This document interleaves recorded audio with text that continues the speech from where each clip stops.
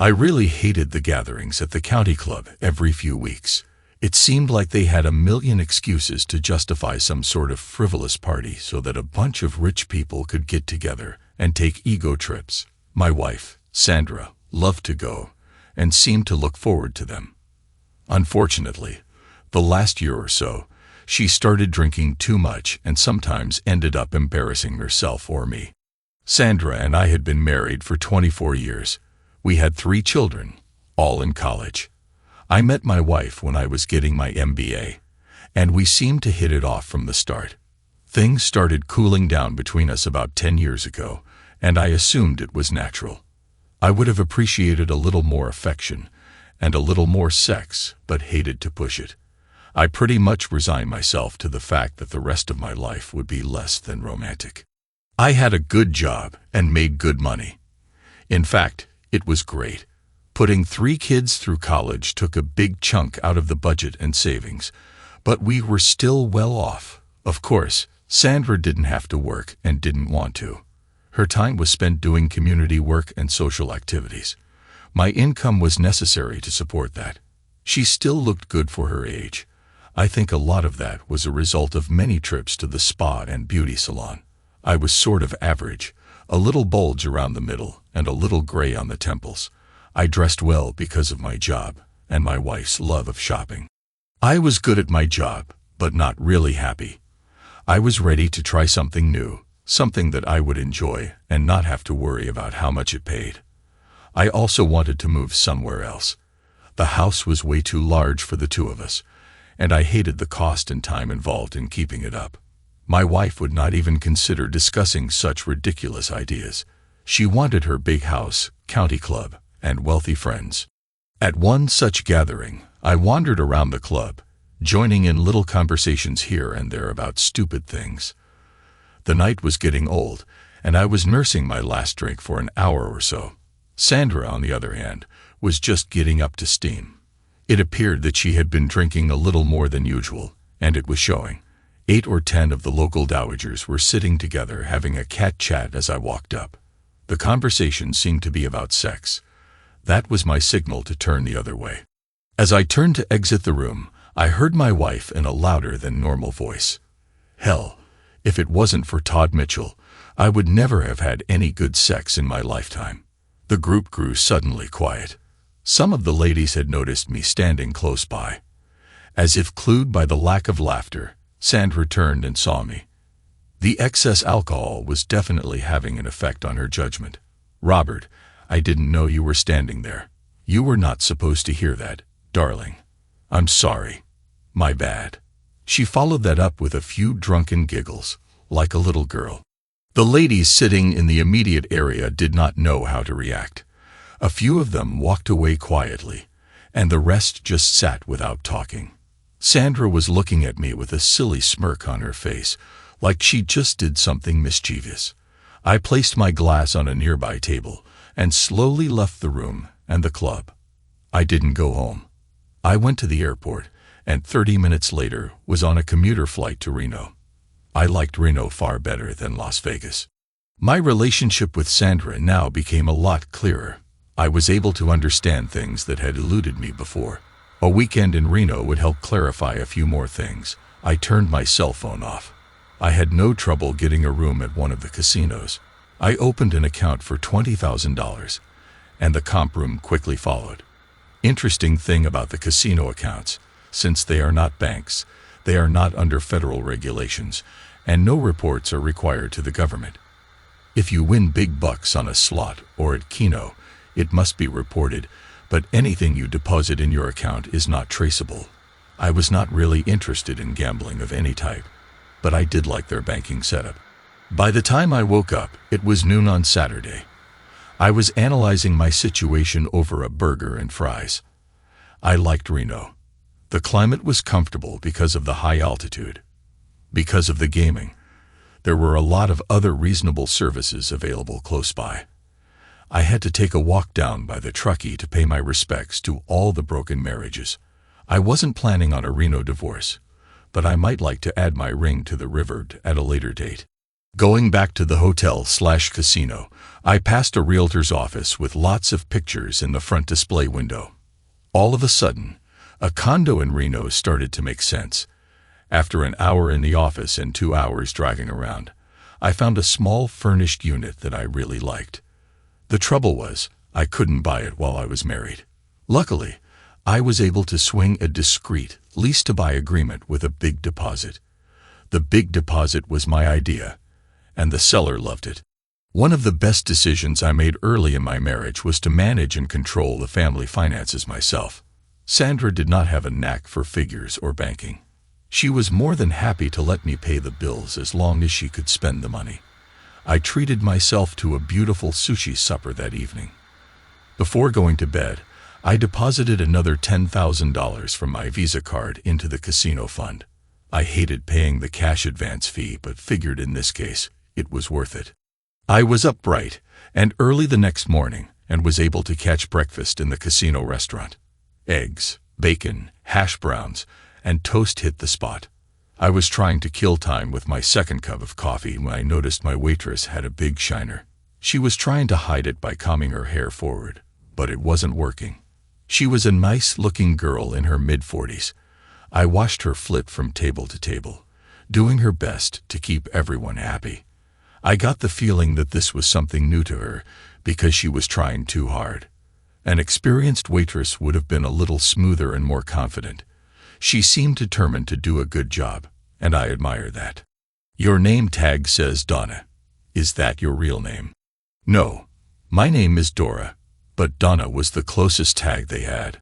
Well, Dora, I will have one more cup of coffee, and I promise to leave a big tip if you tell me about the black eye. Why don't I pour you a refill, and you can leave a smaller tip, and I'll ignore your question. Fair enough. It was rude of me to pry. I already had the key to the condo, so I decided to get a few things to set up housekeeping. First stop was down the street at the Silver Spur used car lot. I grabbed a Focus sedan with more miles on it than I care to mention. It wouldn't be too good for a long trip, but okay to run around in. I guess I could have rented, but I was planning on coming back on a regular basis for a while. For a couple $100, I was able to get all I needed to live comfortably, including a few changes of clothes. The rest of the day, I spent opening accounts at several casinos. I wrote checks made out to the place I was at. The money went into my account and disappeared. No audit trail. By the end of the day, I had deposited $60,000 at 4 different casinos. I got a small spiral notebook I could carry in my pocket and enter the amounts, date, and casino name. This was a chronological record of the money I lost gambling over the weekend. Of course, I hadn't bet a dime, but who was going to challenge me? Everyone knew I was a lousy poker player, so any losses I had at roulette, craps, or blackjack would be believable. I had 6 months to come up with the down payment for the condo. That should be no problem. I totally forgot about lunch, so by the time supper rolled around, I was starved. The easiest place to go was where I had breakfast. As luck would have it, Dora was my waitress. Why are you still here? Looks like a long day. I have to work double shifts to get by. I didn't think rent would be so high here. Would you like to drink? It was better not to be too nosy. I ordered my meal and tried to be a good boy for the rest of the time. When I finished, she brought my check and stopped for a moment. I'm sorry for being so short with you this morning. I am having a hard time getting used to being here, and I am a little self-conscious about the eye. It was a parting present from my husband when I told him I was coming here to get a divorce.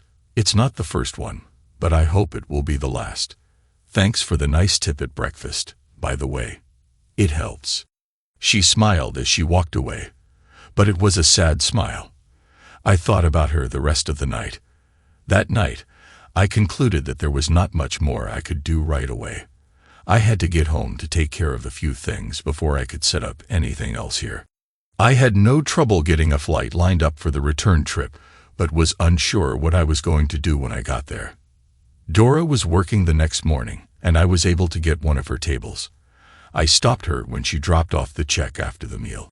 I have a small problem, and I was wondering if you could help me out. I have to leave today and won't be back for a week or so. I need someone to house sit for me. It's a 2-bedroom condo, so you wouldn't have to worry about any living conflicts. Could you possibly help me out? It will be for at least a couple of months. Are you serious? No strings attached. I hate to leave the place alone. 90% of the time it will be just you. And when I am here, I will stay out of your way. Promise. I really didn't care if somebody broke in and cleaned the place out. There wasn't that much to lose. I couldn't let Dora know that. Okay, is it within walking distance of the diner? It is pretty close, but I am leaving you my car also. Make sure it always has gas for when I come back. I will call you ahead of time. There is a machine on the phone. Dora just stood and looked at me. I think she was afraid that it was a setup. I didn't have time to convince her otherwise. Here's the condo key and the car key. The car is parked at the condo. It is a dark blue Ford Focus. Here is the address for the condo. If you don't feel comfortable about it, don't go. I will pick up the keys when I come back next Friday. I wrote the address on a napkin and handed it to her. She took the napkin and keys and just looked at me. Dora, don't worry about it. If you do, it's fine. If you decide not to, it's still fine. An hour later, I was on my flight home. I would have rather stayed in Reno. After picking up my car at the long-term lot, I drove by the house. Sandra's car was gone, so I decided to get a few things for the rest of the week. I loaded the car with underwear, clothes, shoes, and my laptop. It took less than 10 minutes. I also got my passport and birth certificate. The company had several kitchenette-type units on consignment. My position authorized me to use one of them as I saw fit. I reserved it for the next 2 weeks. I put the laptop battery on the charger and then called my eldest son, Jason. I told him that his mother and I were having some domestic problems and I would be tied up for a while. I asked him to explain it to his sisters and tell them not to worry. All 3 of them were at Auburn. I got a group discount, but still had to pay out-of-state tuition. At least I could afford it. I hung up, put the cell phone on a charger, and hit the shower.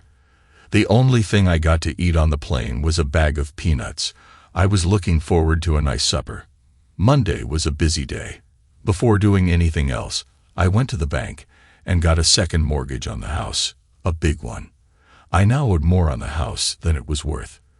By the end of this month, that would change. I contacted Auburn directly from the bank, and we reached an agreement on prepaid tuition for the kids. The bank wired $240,000 directly to the school. That left me with a cashier's check for just over $200,000 to take to Reno.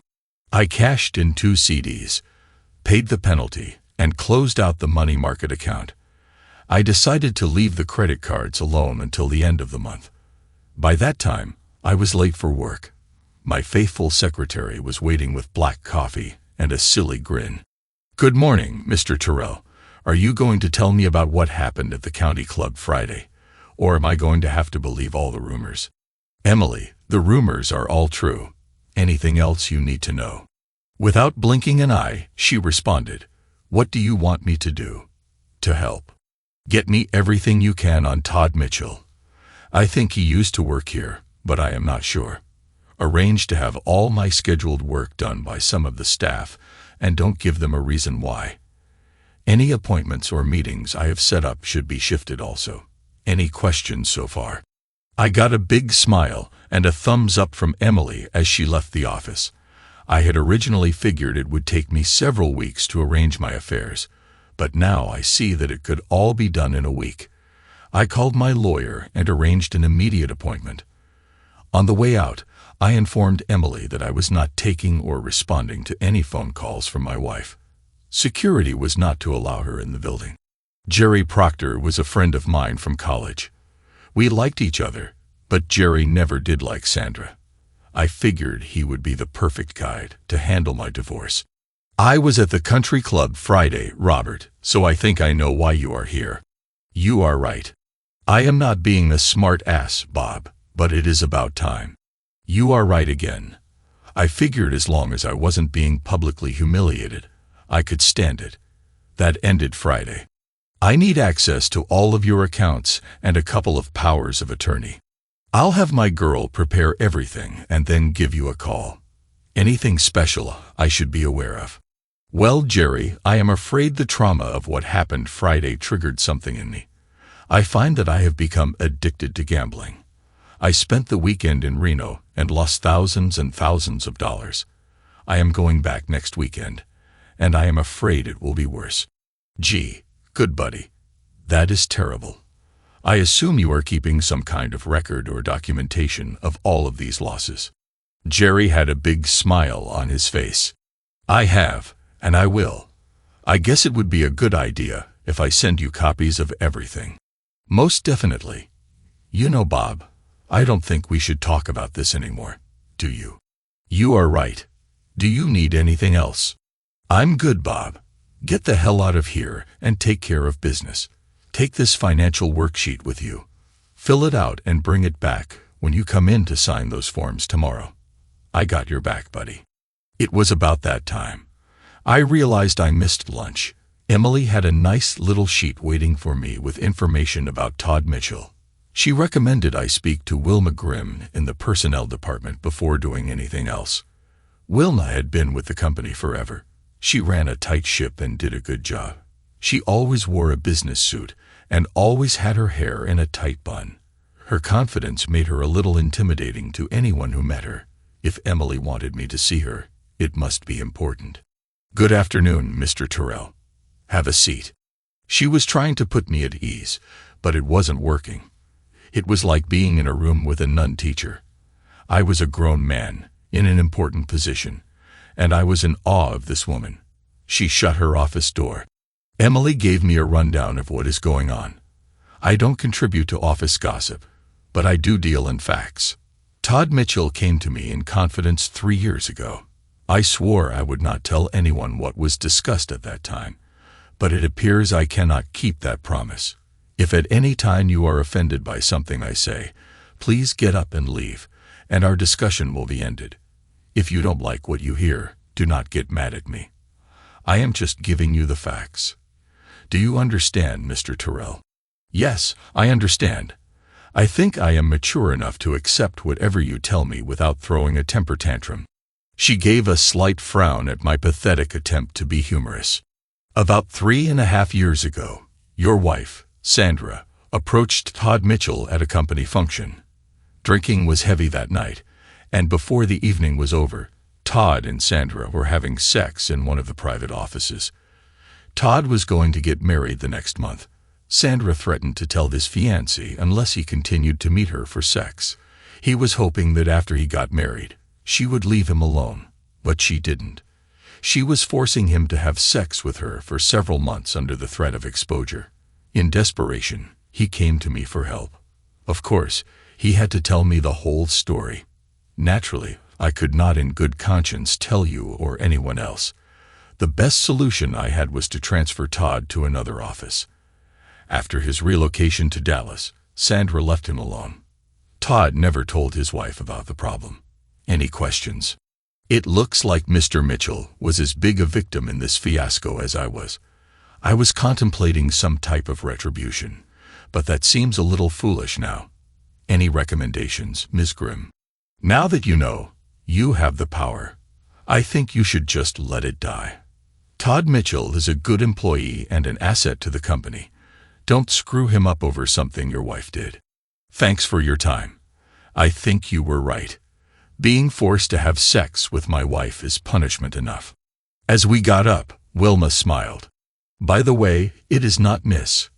I have been married for 32 years.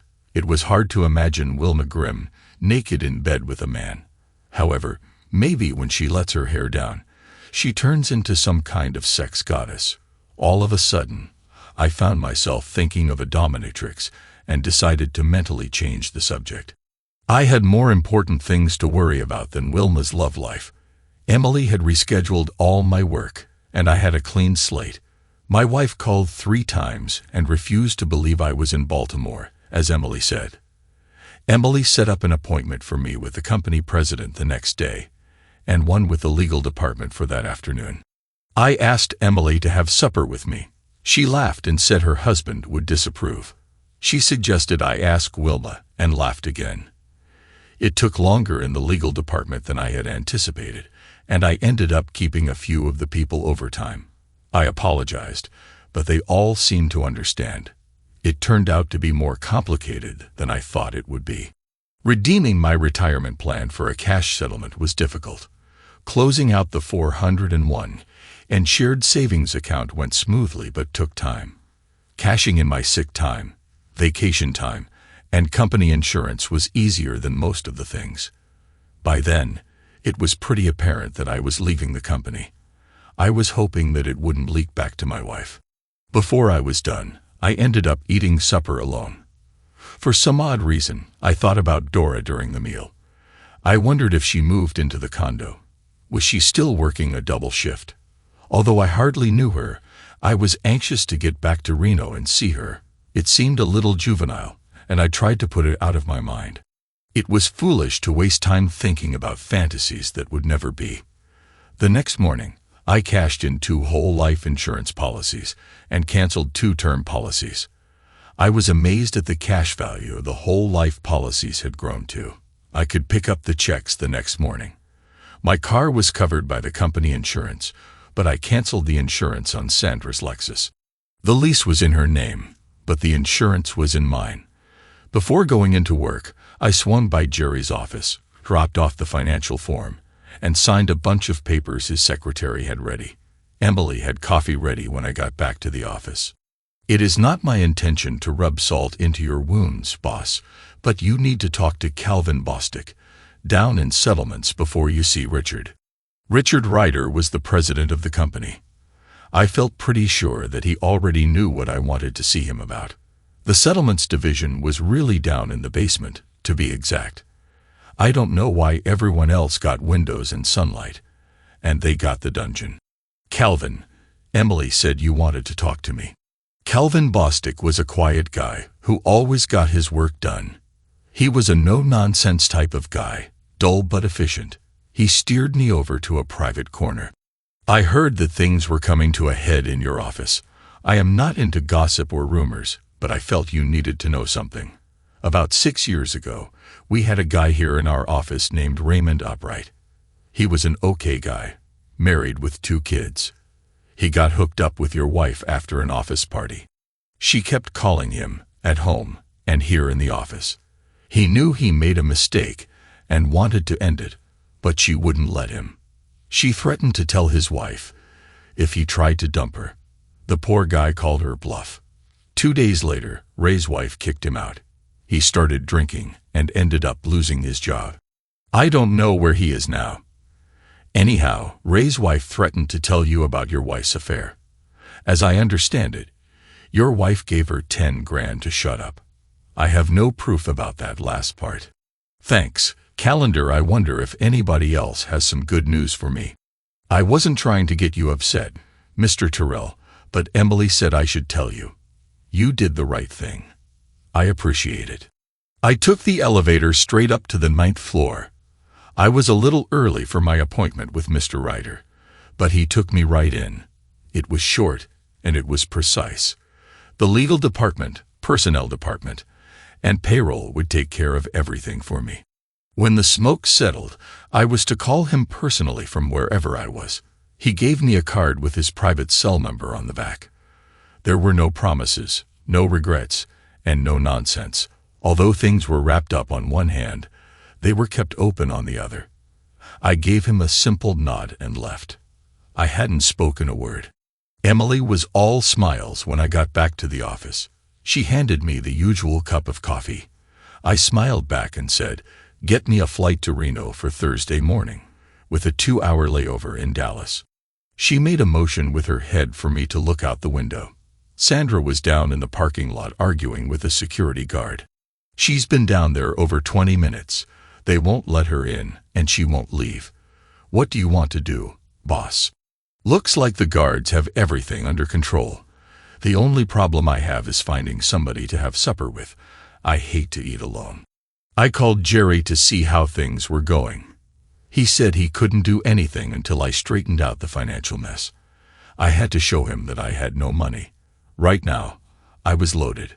Between the checks I had, those that were coming, and the cash in the bank, I was a wealthy man.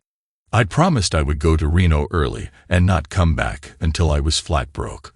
Every once in a while, somebody would stick their head in the door and tell me that my wife wanted me to call her. She was having all her girlfriends call their husbands at work to find me. I hung around the office for a few more hours cleaning things up so that it would be easier for my replacement. Sandra was sitting on the hood of my car, waiting for me to come out. Emily smiled and handed me the keys to her Honda Civic. She said it was a good excuse to get her hubby to pick her up and take her out for dinner. By the way, you are not going to do anything stupid in Dallas, are you? No, just tying up some loose ends. No vengeance, I promise. I drove to Allentown and had my supper at the Outback. I was back in my apartment before midnight. The next morning went fast. I signed more papers for Jerry, closed all the bank accounts, and canceled all the credit cards. I even arranged to have all the utilities turned off at the house the next week. I picked up checks at the bank, insurance company, and at work. I had no idea I was worth so much money. I got a new cell phone and canceled the ones that Sandra and I presently had. I sold my county club membership to an old friend for $23,000. My replacement was in place when I stopped in at work for the last time. He seemed like a nice fellow. He got there from Boston with a 24-hour notice. He knew it was a good move for him. Emily knew more about running the office than I did, so it was not necessary for me to train him. There were some things at the house I wish I had, but they were not important enough for me to go back for. Emily told me to keep her car, and she would have her hubby pick it up at the airport. I had to get a couple of cheap suitcases to put my stuff in at the apartment. Anything I forgot, I could buy in Reno. All of a sudden, I realized that I had done everything I could do. All my assets were now in cash. There were no stocks, no accounts, and nothing else of value except the house, which I was giving to my wife. Air Blue was very accommodating. They had some seats available and were more than willing to move my flight up. I called Jerry at home. Hey, buddy, just wanted to let you know I'm cutting out tonight. I assume you have everything you need. I'm good, Bob. I can actually serve the papers tomorrow, but I still need that financial information as soon as possible. You might as well go ahead and give them to her. I will start sending you some proof of financial irresponsibility as soon as I can. Be careful, Bob. I don't want to see either one of us get into trouble. I am sure Sandra will get a big shot to help her, probably from Philly. Of course, he will be on contingency and could bail on her as soon as things start to look bad. It's all up to you, Jerry. Do the best you can for me. Just don't pad the bill too much. I'm going to be a very poor man soon. Don't forget that. One more thing. See if you can locate a guy named Raymond Upright. There is a good chance he could use a little help. Depending on the circumstances, I might be the one to do that. Got it, Bobby. Have a good flight and keep in touch. I called the condo and left a message on the machine that I would be arriving later that night. I told her I would call, and I didn't want her to be alarmed when she heard somebody at the door. At this point, I didn't know if she would be there or not. I could hope. It was odd that I didn't even know this lady, and yet I was hoping to have a relationship of some sort with her. At this point, just having her as a friend would be fine. Her situation made her vulnerable, and I didn't want to seem like I was taking advantage of it. I arrived in Dallas early enough to have a comfortable breakfast. I was waiting in Todd Mitchell's office when he came in. I could tell he wasn't happy to see me. Mr. Terrell, I would like to say it is nice to see you, but I would not be telling the truth. I think we both know that. Relax, Todd. I hope you don't mind my being a little familiar. I am not here to bust your chops. I just wanted to let you know that I understand the situation you were in a while back and that there are no hard feelings. You could have done that on the phone. I know, but it was on my way, and I felt it was worth my time to clear the air. I don't understand. Why would you want to do this? I am the one that screwed up. I should be apologizing to you for what happened. You didn't do a darn thing wrong.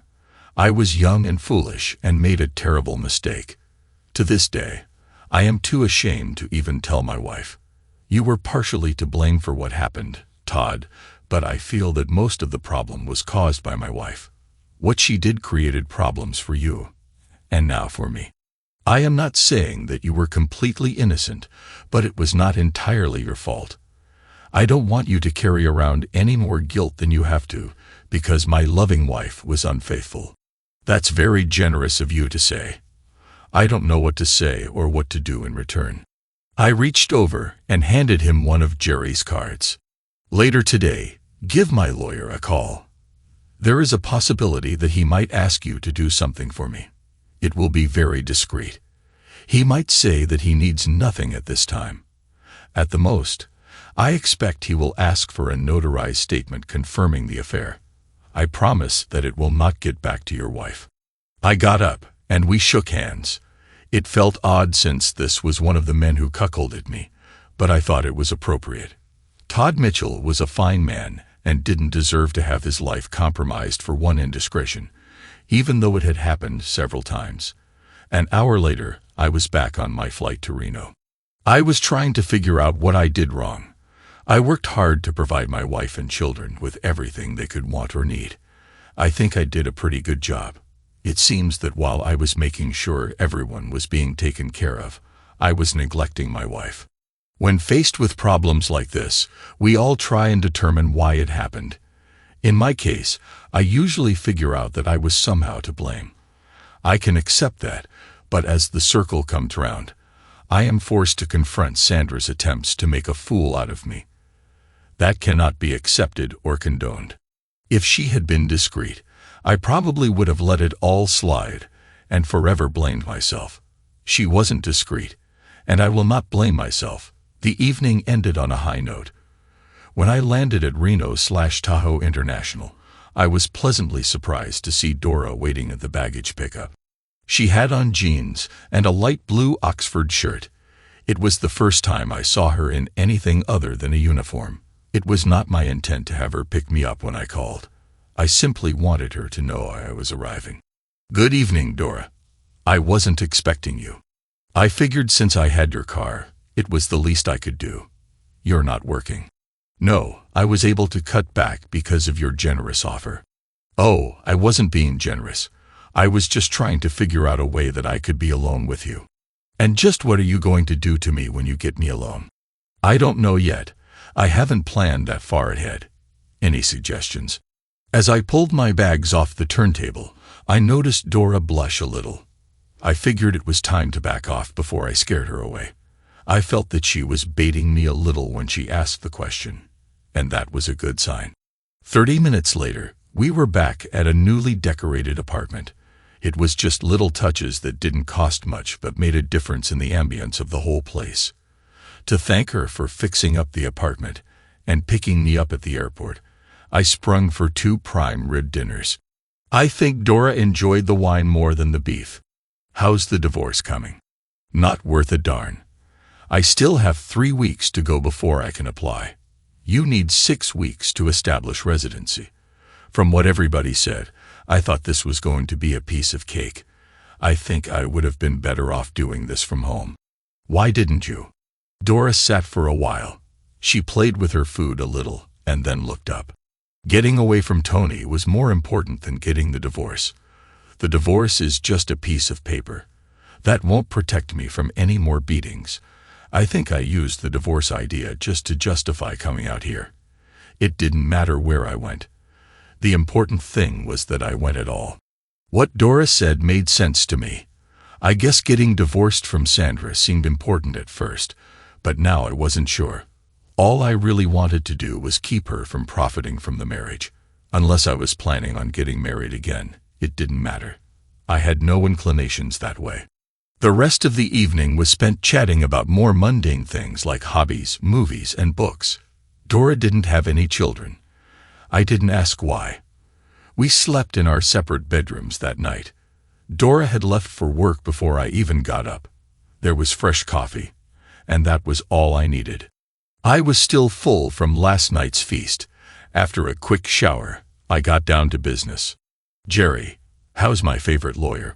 There was a sigh on the other end of the phone. Not worth a darn, Robert. I got bad news for you. Promise you won't shoot the messenger. Oh crap, I have only been gone 1 day. What the heck happened? Sandra has stirred up the pot. She found out about the bank accounts and other stuff. After calling the police, she got a restraining order against everything in the world. All of your accounts are frozen, even though they are empty. You can't come near her or the house. You cannot take anything from the house. You cannot contact your children, even though they are legally adults. Most of the stuff is crap, but it will take a ton of time and money if you want to straighten it all out. She contacted the Securities and Exchange Commission about your 401 retirement accounts. Somehow or other, she has the IRS looking into things. Jerry, I don't know how to tell you this, but I don't want any part of any of it. I am out. Do you understand? I was a bit overwhelmed. I guess you mean you won't be handling the divorce for me. You got it, buddy.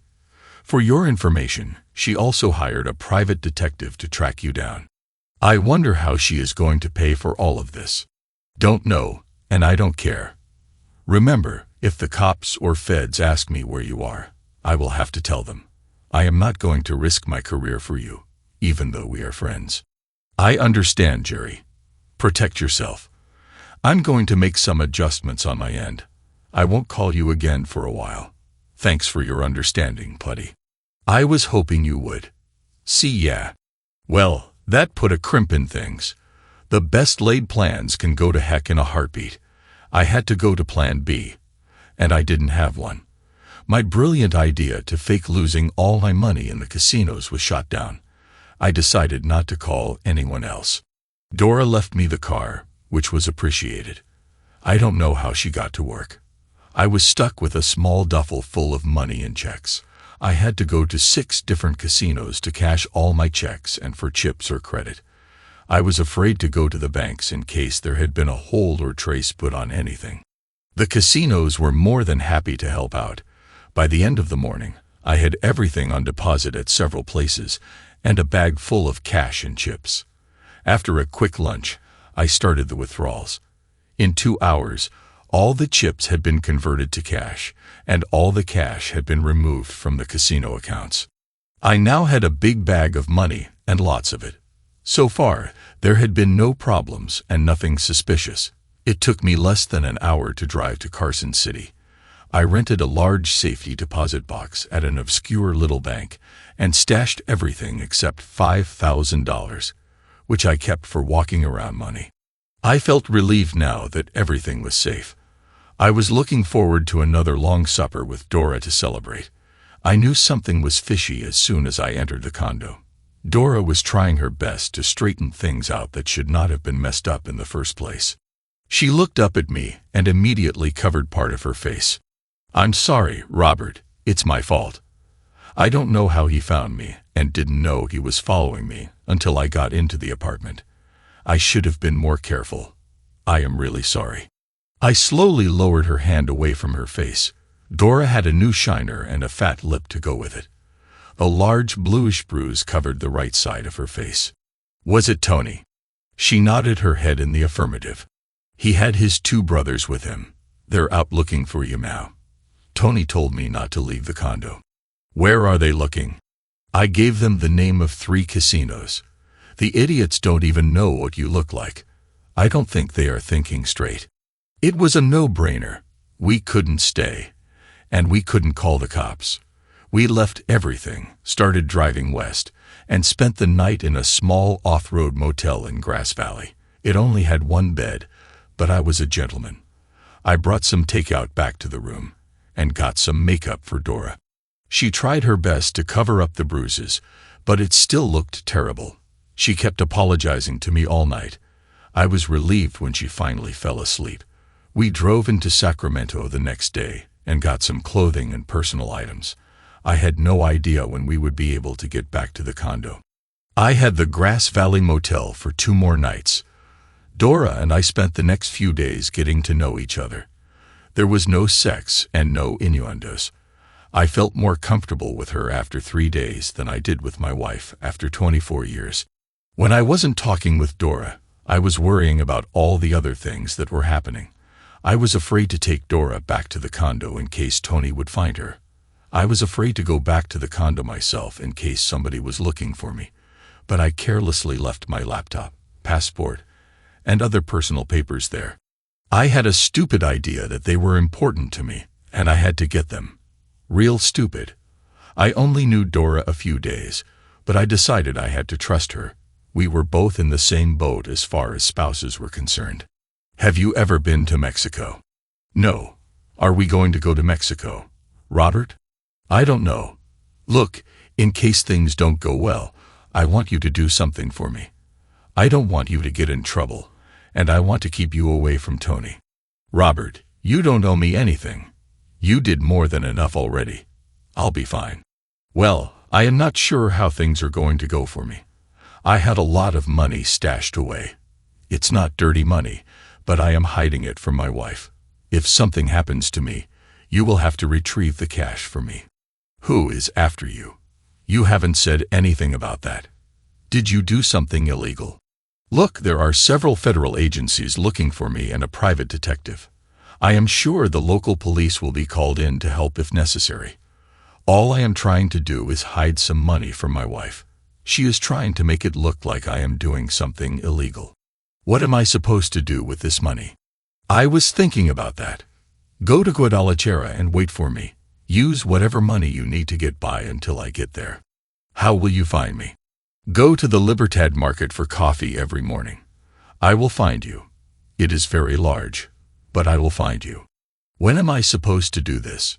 When you figure out I am in trouble. Why don't I just do it now? Be patient. I'll take you with me. I would rather take you with me than go separately. I'd feel better if we went together. Why can't we both go now? The conversation was starting to get redundant, so I ignored her. I didn't mean to be impolite, just anxious to move along. 2 hours later, we were over the pass and in Carson City. Dora's name was put on the access for the safety deposit box, and she got her own key. When we got back to the condo, I parked a half block away. The complex had a lower-level parking area under the units. It was open to the outside but covered. I told Dora to wait in the car until I was sure there wouldn't be a problem. What sort of problem? I had no idea. The way things were going lately, anything could happen, and it did. Robert Terrell. Turn around. He was a little man, sort of wiry. The long leather coat he wore made him look weird instead of sinister. He wasn't menacing enough to pull it off. The large black automatic in his fist was, though. Do I know you? A big smile crossed his face, as if he was proud to identify himself. My name is Laszlo. Your wife sent me. Okay, what can I do for you? I need your wedding ring and your wallet. I can understand the wedding ring, but why the wallet? I have to make this look like a robbery. Make what look like a robbery? Your wife hired me to kill you, Mr. Terrell. I hope she paid you up front because she doesn't have any money. What do you mean? That was the end of the conversation. From across the parking area came 3 large Italians who did look nasty in their long leather coats. Bobby Terrell, we want to talk to you. Tony was one loud dude. The intrusion caught Laszlo by surprise. He turned to face the 3 of them when one of them noticed the gun in his hand. All 3 of them were reaching into their coats as I dove across the concrete barrier leading to the outside of the parking area. Laszlo lost all interest in me for the moment. As I scooted along the side of the building toward the car, I could hear shots echoing off the garage walls. I looked up in time to see Dora speeding down the street and 2 guys in suits getting out of a black SUV across the street. It was obvious that the suit guys were feds, and I assumed they were waiting for me. The firefight distracted them long enough for me to get out of the area. Dora was gone. The car was gone. There was no way in heck that I was going back to that condo. I didn't know who shot whom in the parking garage, and I didn't want to know.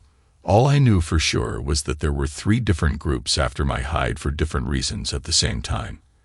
I got the message. I had several options at this point. One was to catch a bus to Carson City and get my money. I decided against this idea since I was too hot. Yeah, hot. That's a good word. I was just trying to get away from a cheating wife. What the heck happened? Since I decided to let the money cool for a while, I had to find a place to lay low. I still had over $4,000 in my pocket. That would hold me for a while. Why was my wife trying to kill me? I guess she didn't realize there was no longer any insurance money. I figured she was smarter than that. I made a big mistake. I took the bus to San Francisco. $1,000 does not go far in the city, by the way. The first 1,000 got me an SSN and an ID, so I could at least get a job. I found a room with a bath down the hall and a job waiting tables in a low-profile restaurant. After about a month, I was earning enough to support myself and getting to be a pretty good waiter. Some customers were actually requesting my tables. I had not been making the payments on my cell phone, and the service was terminated.